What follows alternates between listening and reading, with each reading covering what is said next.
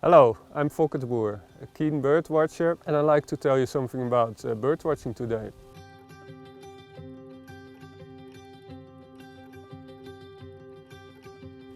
Birds are all around us, and looking at them is a nice way to appreciate nature. And today I want to give you some pointers and tips how to get the best bird watching experience possible.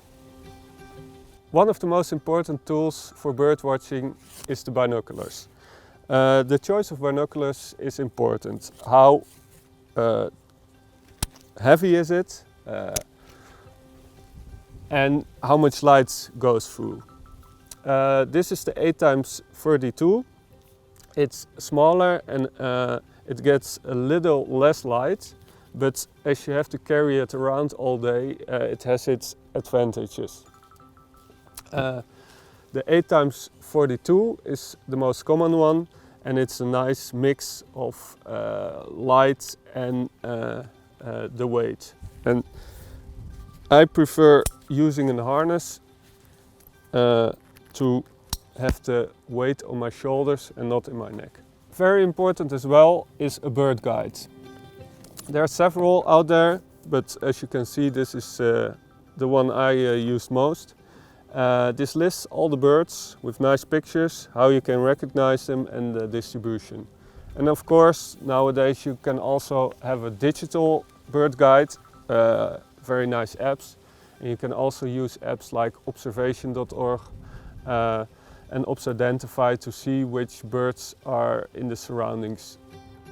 These are all listed in the description below. In all gardens you can find birds. They're everywhere. Even in the city you don't have to go far to see some really nice species. In my garden you have robins, dunnocks, several species of tits like blue tits, grey tit and blackbirds. You only have to know how to find them.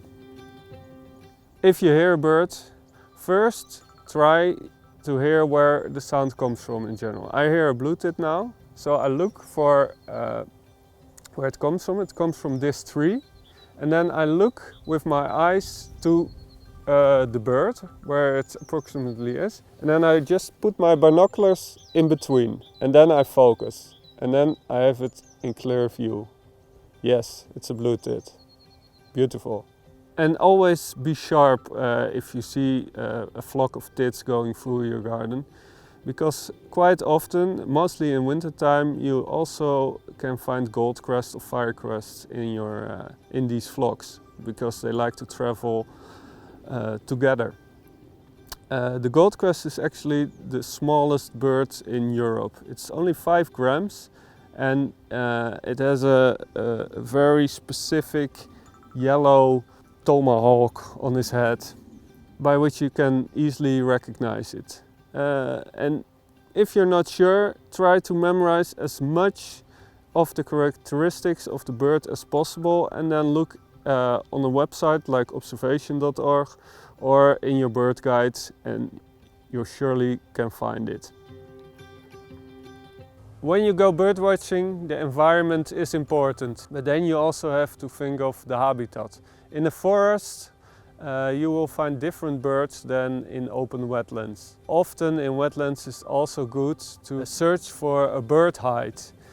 From a bird hide you can see the birds much more up close without disturbing them. Pay close attention to the sounds you hear and also to the environment. So for example, bushes with these berries will often contain blackbirds or other birds feeding on the fruits around us. Start with the easy birds, and once you recognize them, you can try more difficult birds to recognize. Flying away costs a lot of energy for birds, so therefore keep quiet and a respectful distance to not disturb them. In springtime, it's a busy time for the birds. They migrate, so you can expect a lot of vagrants, and they breed, so they make loud noises to attract each other.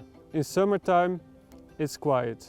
Birds recover from the breeding season and they keep well hidden. In autumn it's migration again, so keep looking for the unexpected when birds fly south again. In winter time we have the winter guests. These are different birds and maybe they're a bit harder to find, but it's also special. But the best time of the day is early in the morning. Birds are very active, so don't miss out on it. But there's one exception, raptors. Raptors, they're a bit lazy and they only will fly up later in the morning when the sun rises. Over there we see a great egret. It's interesting because it has a very large bill, which it uses as a dagger to catch little frogs or fish. And it's an interesting to note this bill. Just like the woodpecker, it says something about how the bird behaves. For example, the shoveler we saw earlier today, it uses its beak to shovel its food from the water. And all kinds of birds have different kinds of beaks.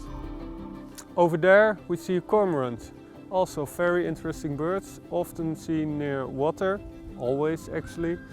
And the cormorant has a waxed layer on its wings, so it can smoothly swim underwater without the water intruding. But therefore it has to sit like this, like an angel, to dry in the sun. Another great bird which you can find in parks and in cities is the great woodpecker. There's one over there in the tree and it's quite a special bird. It slams its head and its beak with a lot of force on the tree to get insects and food out. Thumbs up if you find this video helpful. Please consider subscribing and I hope this inspired you to go see a lot of birds. All the information you can find in the description below. Thanks for watching and see you in the field.